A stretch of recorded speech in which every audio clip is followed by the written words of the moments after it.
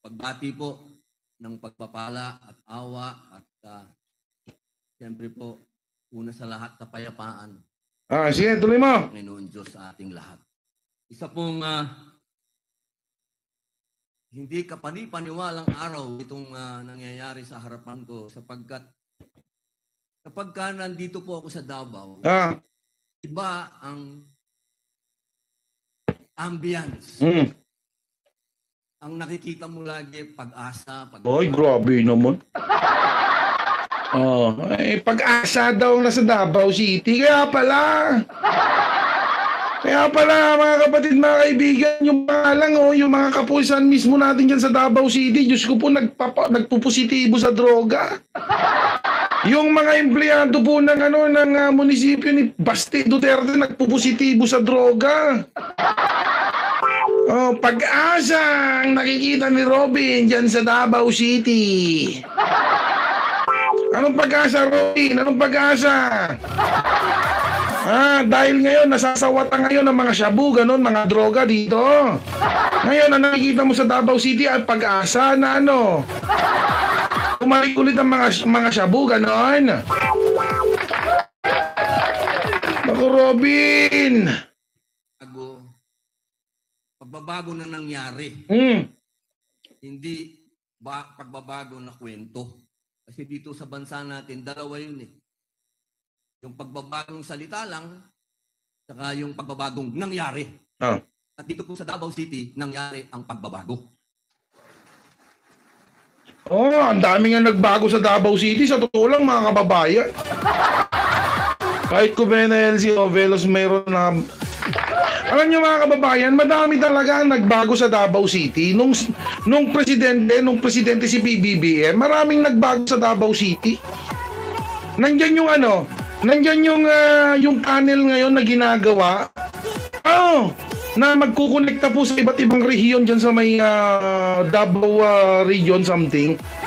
Malapit na po. Tunnel po yun tunnel. Proyekto po yun po BBM. Meron pa dyan yung parang distilled water, parang gano'n. Yung parang sa MMDA na kahit marumi yung tubig, di ba? Pag dumaan dun sa machine na yun, napupurify niya. At maiinom po yun, mapapakinabangan. Diyan sa Davao City, mga kababayan. Yan po ay simula nung nagsimula si PBBM, naging presidente si Marcos. At the same time, Ma'am Loretta Reynolds, hello po, shoutout po sa iyo. Ito pa matindi mga kapatid, Ma'am Francides, hello po, shoutout po sa iyo, Ma'am Francides. Ito pa mga kababayan, ang maganda at matinding pagbabago dyan sa Davao City. Nung umupo si PBBM, nagkaroon po ng mga sariling titulo ng lupa yung mga taga-Davaoenyo. At nakalaya po yung mga magsasaka po natin.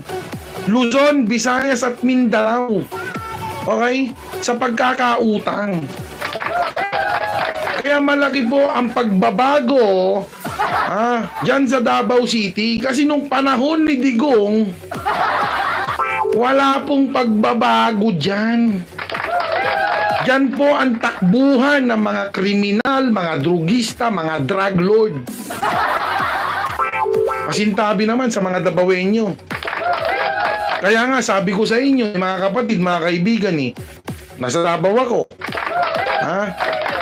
Kung gusto po nating umunlad ang Davao City, okay? Kung gusto ninyong umunlad ang Davao City, wag na po nating ibalik si Duterte o mga Duterte po dito sa Davao City.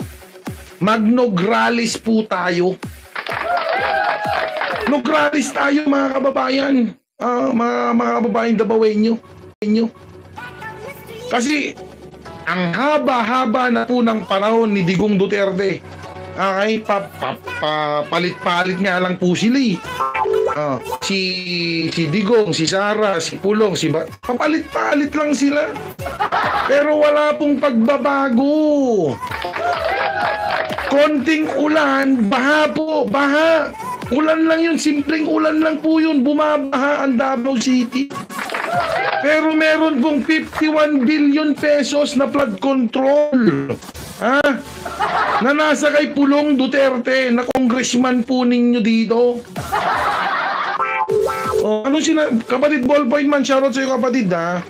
Nograles tayo at ilibing natin na buhay ang tatay digong tatay nilang digonggo. Yan, pakisupport po natin si kapatid Ballpoint man 2.0 mga kababayan ha. Oo. Ayan. Ngayon mga kapatid, grabe itong pambobola na naman ni Robin Padilla, no? Yan po yung isang bagay na sa kwento po, no? Katulad ng sinabi ng aking mahal na kapatid na si Baste, si Mayor Baste. Sorry hindi ko agad nasabi yung Mayor Tol kasi magkapatid po kami niyan. Magkasama kami noong 2016. Okay. Ganun pala yun. Ganun pala yun mga bayan. Isang adik na naman to. Sabi, sino? Uy, grabe ka naman. Hindi naman adik si Robin. Si Baste siguro. Oo. Grabe naman tong si Melissa naman. Si Robin, ano lang si Robin, kumbaga parang yun lang yung propose niya, yung gawing legal ang marijuana dito sa Pilipinas.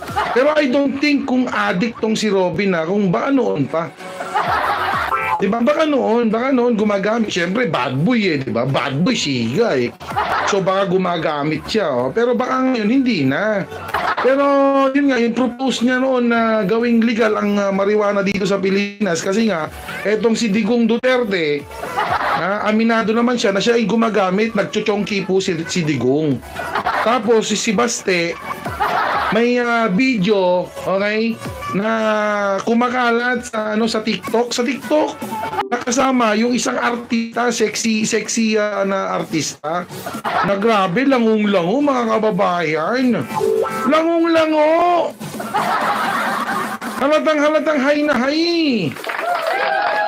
At saka, Melissa, grabe ka naman. Huwag mo naman sabihin addict naman. Grabe ka naman kay Robin naman. Senador yan, sasabihan mong addict. Ko naman, Melissa, ganun. Ngayon, ganun pala yun, mga kababayan. Ganun po pala yun. 2016, 17, 18, 19, 20, 1, 2, 3. Medyo matagal na rin pala. So, kung mga 15 years mo na palang kasama, yung isang, pagpalagay, kaibigan mo, 15 years mo nang kasama, kahit hindi pala biological, ganon, kapatid mo na. Utol mo na. So, okay na. Robin, okay na. Utol mo na.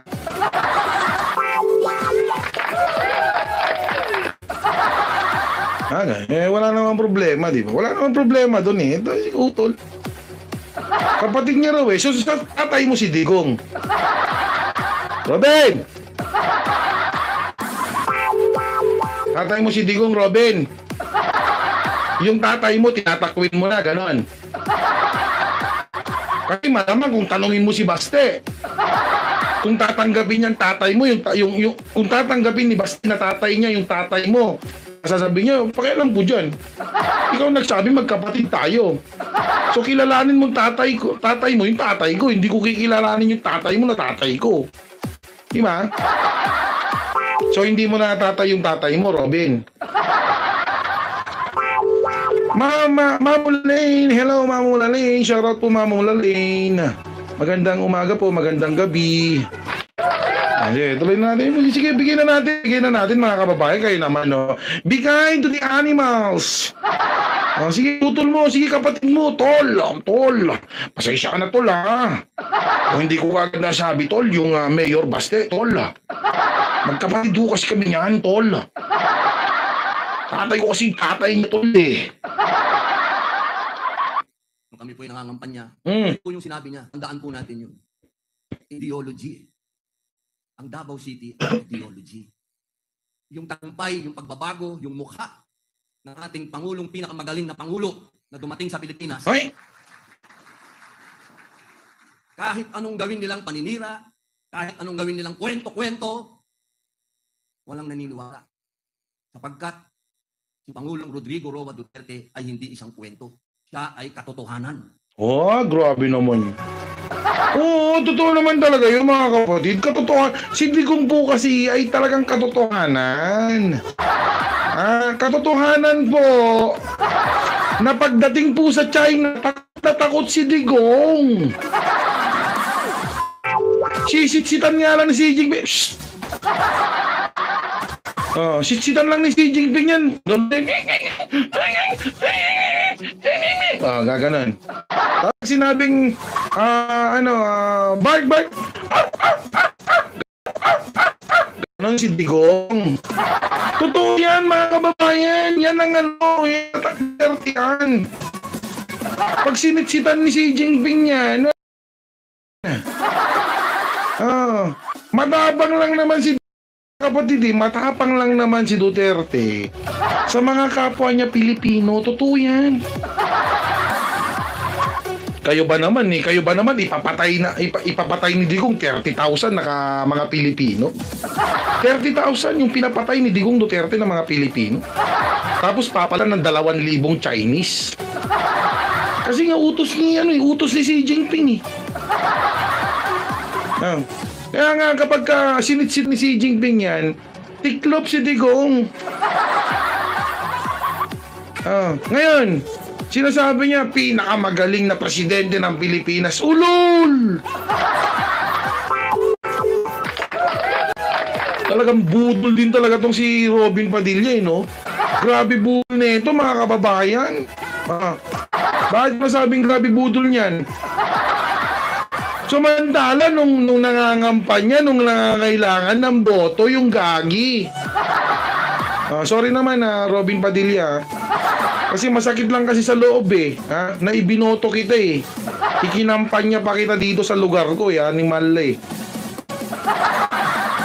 Nung nangangailangan ng boto, mga kapatid, mga kaibigan, ano sabi niya? Pinakamagaling na presidente.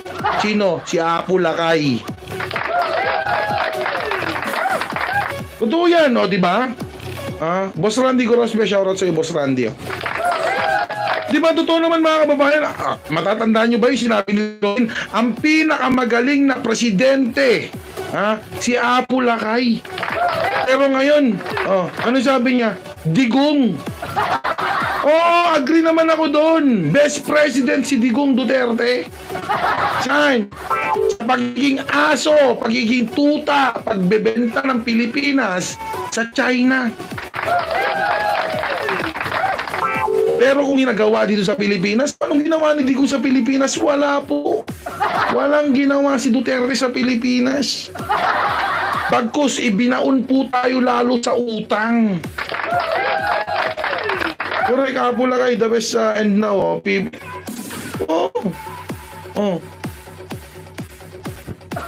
Baon na baon tayo ng utang, mga kababayan, dahil kay Digong Duterte. Tapos sasabihin ni Robin, the best president, si Digong. Basta mga DDS, sige nga, pasok. Mga DDS, mga tanga, mga bobo. Mga tanga, mga bobo. DDS, mga tanga, mga bobo. Nangyari. Mamaya pa Santos, shoutout. Tingnan nyo po. Ngayon, popular na popular si Trump. Pero pag titingnan mo si Trump, Digong. Pinokopya niya si Digong. Ngayon lamang po. Sino yung mga taga-US dito? Mamaya pa Santos. Sino yung mga taga-US dito, mga kababayan? Narinig nyo? Ano daw po ang nakikita nyo kay Trump? Si Digong. Ginagaya ni Trump si Digong. Ang galing mga kababayan.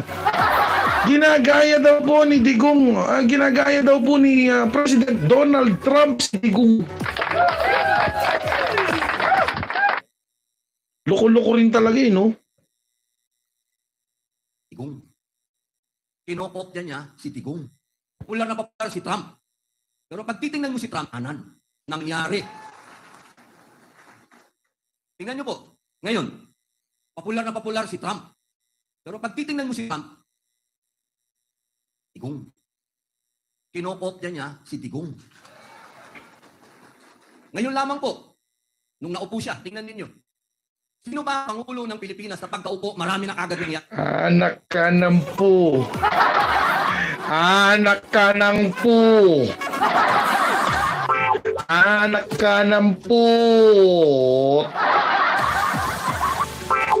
Ang sarap mong Robin. Busit ka talaga. Ha? Number 1 budol ka talaga, Robin Padilla.